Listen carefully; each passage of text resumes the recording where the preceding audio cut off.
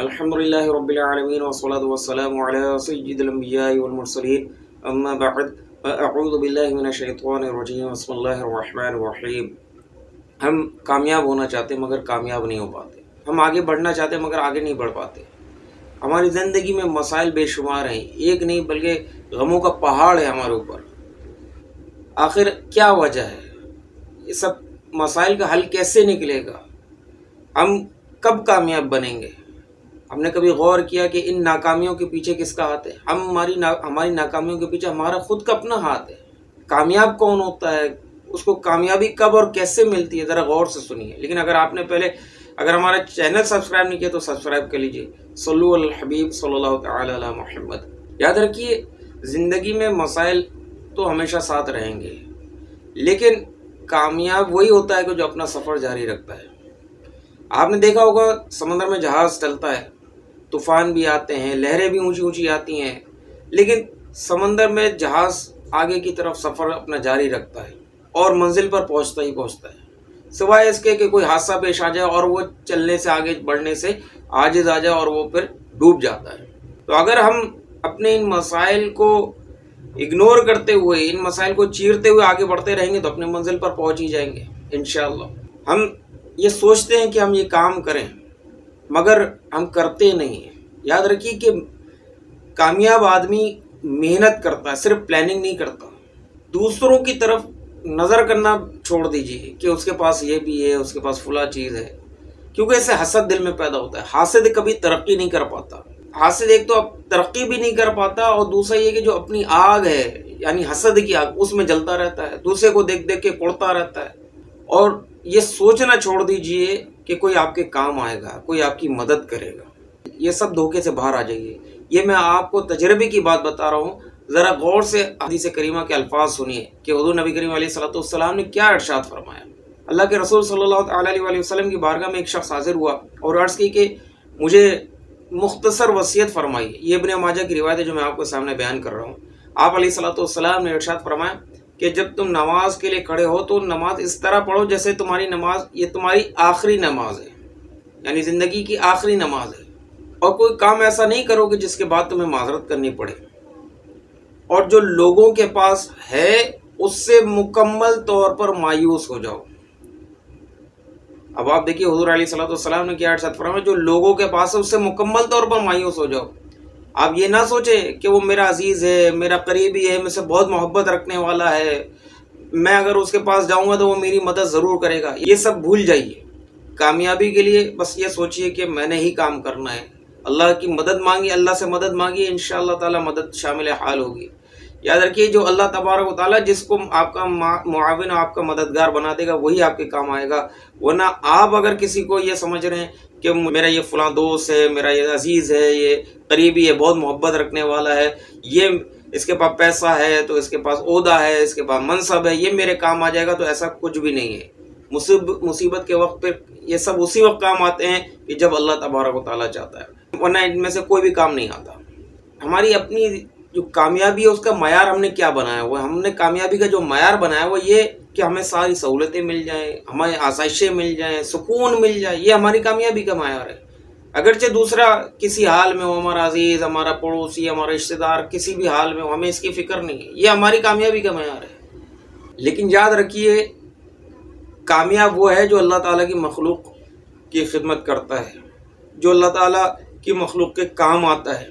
دنیا اسے یاد رکھتی ہے، ان کو صدیاں بیت جاتی ہیں لیکن لوگ انہیں یاد رکھتے ہیں، وہ لوگوں کے دلوں میں زندہ رہتے ہیں۔ فرعون، یزید اور حکمران، ان کے پاس ساری سہولتیں ہوتی ہیں لیکن بعد مرنے کے ان کی قبروں پہ بھی کوئی نہیں جاتا، ان کے اپنے محل ویران ہو جاتے ہیں، ان میں رہنے والے کوئی نہیں ہوتے۔ یہ عبرت کا نمونہ پیش کرتے ہیں۔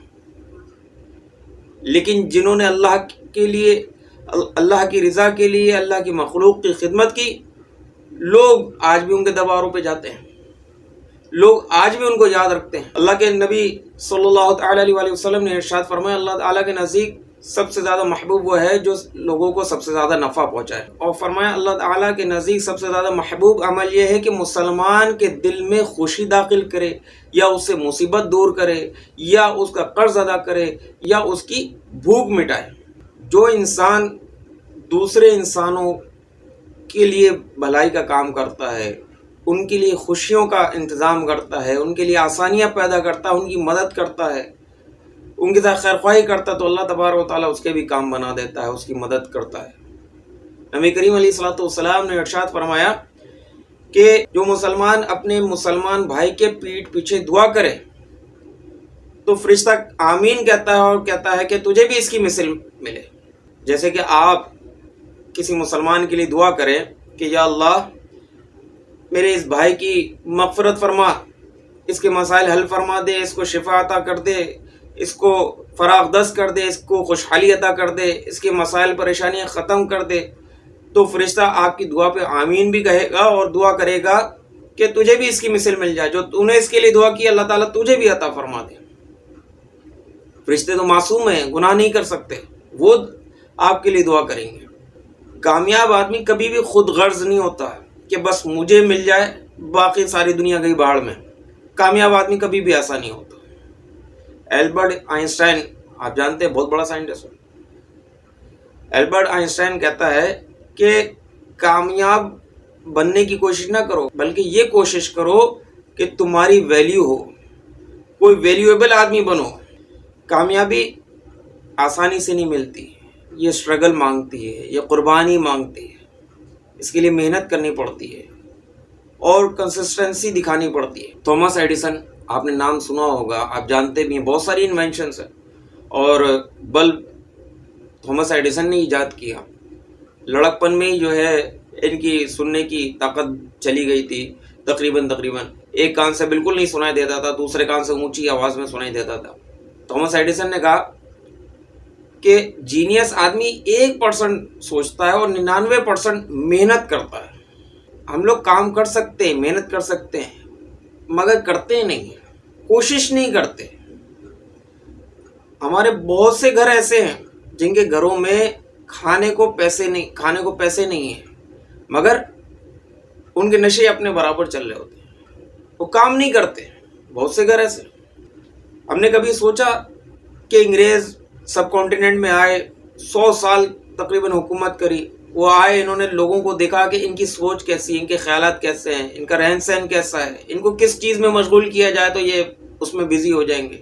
انہوں نے 100 سال ان پر حکومت کری، اور آج بھی ہم دیکھتے ہیں کہ یورپ، امریکہ ہم سے بہت زیادہ ترقی یافتہ ہیں، اور ہم کہاں کھڑے ہیں۔ آج کسی اسلامی ملک کے پاس پیسہ آ جائے تو وہ اسی میں مست ہو جاتا ہے، اسی کے لالچ میں ڈوب جاتا ہے۔ ہم نے اپنی ترقی کا معیار ہی کچھ اور بنا رکھا ہے۔ یہ جو ترقی یافتہ ممالک ہیں کسی فرد واحد کا نہیں سوچتے، بلکہ اپنی پوری قوم، اپنے پورے معاشرے کا سوچتے ہیں۔ آج ہمارے اسلامی ملک جن کے پاس پیسہ ہے، ان کے پاس اتنی طاقت بھی نہیں ہے کہ وہ ایک گاڑی اپنے ملک میں کچھ مکمل طور پہ بنا سکیں۔ اسمبل کر لیں گے لیکن مکمل پوری گاڑی ان کے ملک میں تیار ہو جائے، ایسا نہیں ہوتا۔ ہماری ترقی میں اسلام رکاوٹ نہیں ہے، ہماری ترقی میں ہماری سوچ، ہماری لالچ رکاوٹ ہے۔ اللہ کے رسول صلی اللہ تعالیٰ علیہ وسلم نے فرمایا لالچ سے بچو۔ اور آج جب ہمیں پیسہ دکھائی دیتا ہے تو ہماری جو اندر کی لالچ ہے نا، وہ ابھر کے سامنے آ جاتی ہے، پھر ہم سب کچھ بھول جاتے ہیں، سب کچھ چھوڑ دیتے ہیں۔ اگر ہم کامیاب بننا چاہتے ہیں تو ہمیں اپنی سوچ میں تبدیلی پیدا کرنی ہوگی، ہمیں اپنے اندر تبدیلی لانی ہوگی، اپنی روٹین میں تبدیلی لانی ہوگی، نا امیدی کو دور بھگانا ہوگا، اور ایسے لوگوں سے دور ہونا ہوگا جو ہمیں ڈی موٹیویٹ کریں۔ جو چھوٹی ذہنیت کے لوگ ہوتے ہیں نا، وہ آپ کو ڈرا دیں گے، آگے بڑھنے سے روک دیں گے، ارے نہیں یہ نہیں کرنا۔ یاد رکھیے کوئی بھی آپ کریں گے تو اس کے دونوں رخ ہوتے ہیں، فائدہ بھی اور نقصان بھی۔ لیکن کامیاب آدمی آگے بڑھتا ہے اور اپنی منزل کی طرف بڑھتا رہتا ہے۔ آپ گھر سے باہر نکلتے ہیں تو ایکسیڈنٹ ہونے کا بھی تو خطرہ ہی ہے نا، گاڑی آپ چلاتے ہیں ایکسیڈنٹ ہونے کا بھی خطرہ ہے، لیکن کیا ہے کہ آپ نے جب تہیہ کر لیا کہ میں نے گاڑی چلانی ہے، میں نے اپنی منزل پہ جانا ہی جانا ہے، تو آپ جاتے ہیں۔ تو جب آپ ایک چیز کو اپنے ذہن میں بٹھا لیتے ہیں، آپ اپنا ایک گول بنا لیتے ہیں کہ میں نے یہ حاصل کرنا ہے، تو آپ حاصل کرتے ہی کرتے ہیں۔ لیکن جو شخص کامیاب جس کو نہیں ہونا ہوتا نا، وہ کچھ بھی نہیں کرتا، وہ ڈر جاتا ہے کہ بس میں کروں گا تو یار یہ ہو جائے گا۔ ہم استخارہ کریں، اللہ تعالیٰ سے مدد مانگیں کہ اللہ اگر یہ میرے لیے بہتر ہے تو مجھے اس میں میرے لیے مدد فرما، اور نہیں ہے تو مجھے اس سے دور کر دے، اس کو مجھ سے دور کر دے۔ جب اللہ سے آپ مدد مانگیں گے تو انشاءاللہ جو ہے مدد بھی شامل حال ہوگی، لیکن کوشش کریں اور محنت کریں، لیکن کام وہ کریں کہ جس میں آخرت کا نقصان نہ ہو، کیونکہ انسان دنیا سے چلا جاتا ہے لیکن بعض اوقات اس کے کوئی ایسا عمل پیچھے رہ جاتا ہے جو اس کو قبر میں یا تو راحت دے رہا ہوتا ہے یا پھر عذاب کا باعث بنتا ہے۔ کام میں ناکامی اور غلطیوں سے نہ ڈریں، کہ یاد رکھیں کہ غلطیاں سب سے ہوتی ہیں۔